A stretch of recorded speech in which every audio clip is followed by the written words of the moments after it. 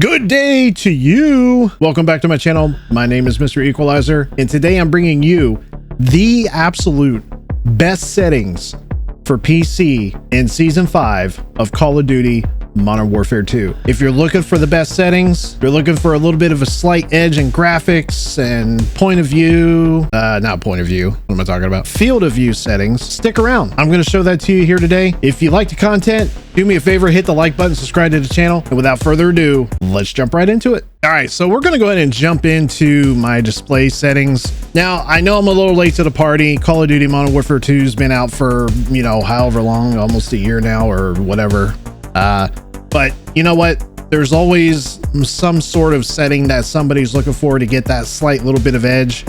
So I'm going to see if I can break that down here for you today. So we're going to say the display mode here is going to be, for me, just because I stream, I do full screen borderless. But if you're not a streamer, then I would highly recommend going with full screen exclusive. It does up the VRAM usage a little bit. But it's still the best display mode for that particular option there. Next, we're going to jump to display monitor. That's just going to be the monitor that you're using. Display adapter, that's just your graphics card, whatever your graphics card is, which mine's a 4070 Ti. I don't have any of the screen refresh rates or any of that here. It's because of my graphics card is set to a specific setting. Dynamic resolution, turn that off. Aspect ratio is going to be automatic. VSync for me is going to be off. VSync here is going to be off for the menus. Custom frame rate limit is going to be custom. I like to set this to 300. Menu custom frame rate limit 60. Out of focus custom frame rate limit is 30. So that's where I like to keep mine at. Give it a shot, see if you like it. Eco mode, I keep that as minimal. Nothing on my shader resolution optimization right there. Shader optimization. For my restart shaders optimization, there's nothing there. Shader optimization, nothing there. Display gamma 2.2.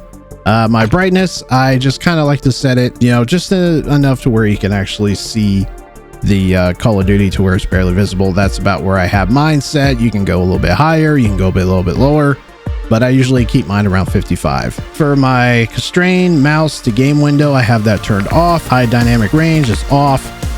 And that's it for the display. Jumping over to the quality settings. For my quality presets, I have that on as custom. For my render resolution, that's my monitor, is 1440p. For my upscaling / sharpening is Fidelity FX CAS. I have that set all the way up to 100. I'll just turn that all the way up. Anti-aliasing, I have 2MAA T2X. That's what I'm rocking right there.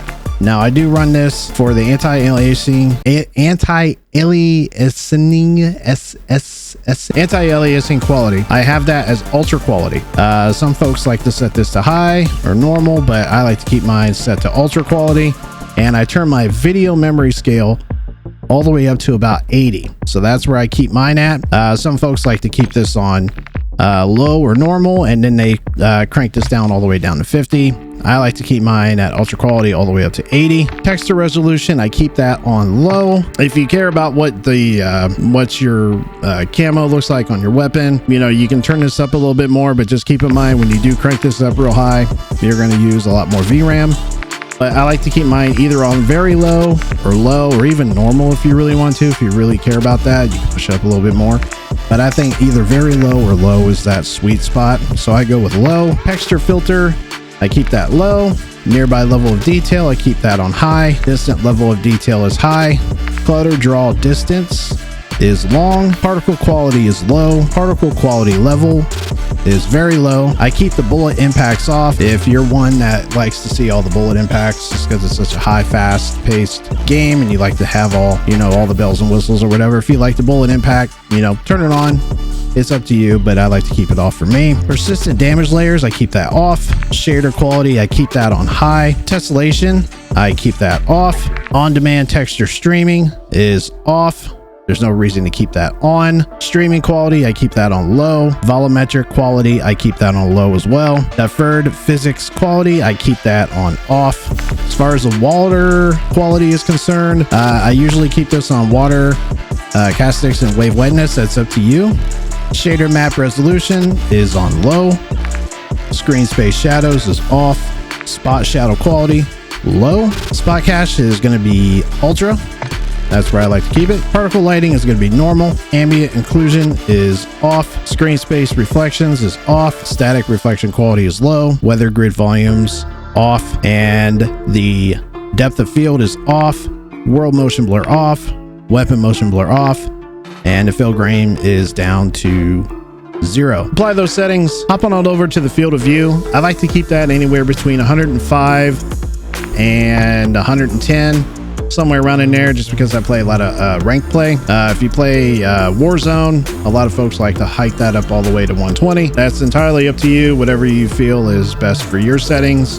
I like to rock mine at 105. The ADS field of view, always keep that on as affected. That's where I have mine. Weapon field of view is wide. Third person field of view is 90. Vehicle field of view is default.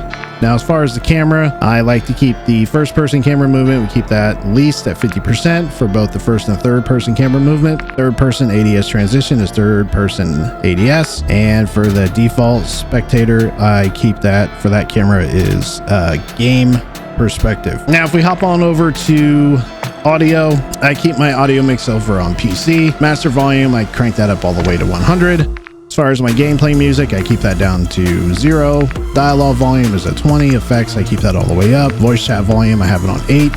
Cinematic music volume is down to 0. And War Tracks volume, I keep that at 80. This is all personal preference. I think the best audio mix as far as the option would be PC.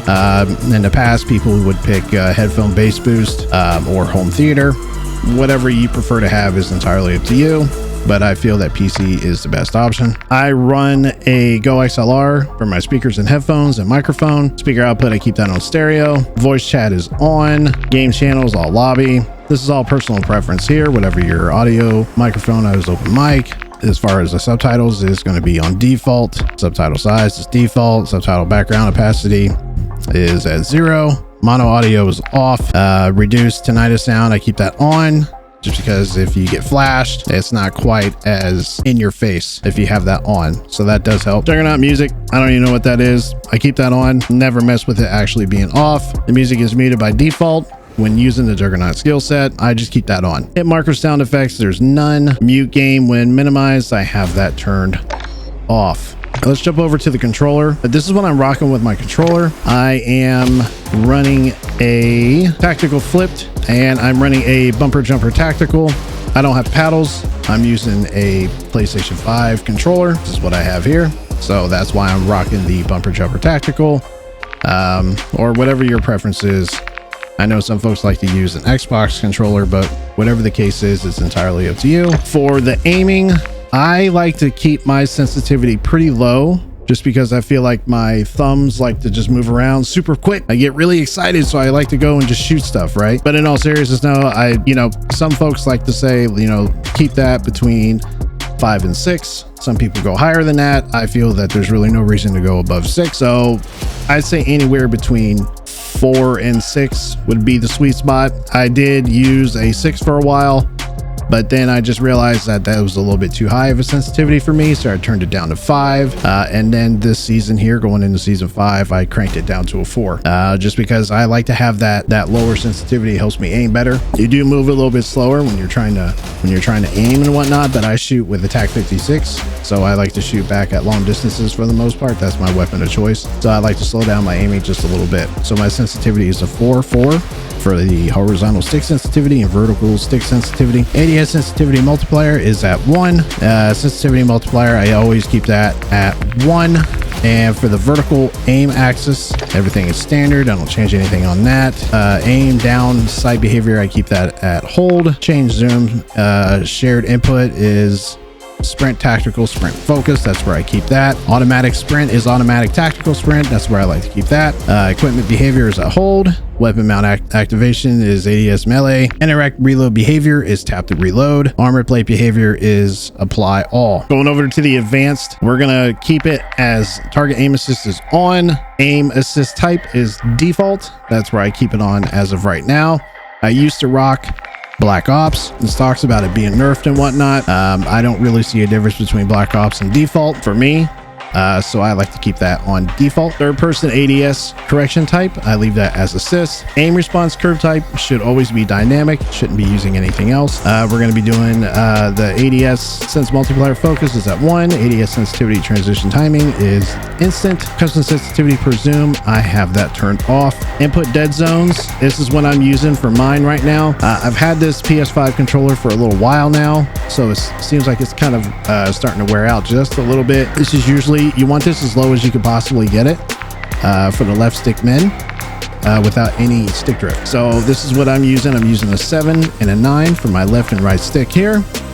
Sometimes I tend to bump these up just a little bit over time as my controller does wear out after a while. My left stick maximum, I keep that between 0.65 and 0.70. Right stick max is 99.99. Left trigger and right trigger, I keep that at 0.13. You could set these down to 0, but for me, I feel like a 0.13 is the best for me. Controller vibration, or excuse me, controller orientation is up. Gyro behavior is off. Gyro behavior ratcheting is off. Gravity vector is off. Euro horizontal sensitivity is 1. Euro vertical sensitivity is 1. Euro horizontal inversion is off. Euro vertical inversion is off. Field of view sensitivity scaling is on. Euro user stick and ADS sensitivity is off. Euro ADS sensitivity multiplier is at 1. Euro ADS sensitivity transition timing is instant. Euro custom sensitivity per zoom off. Euro steadying threshold is at 0.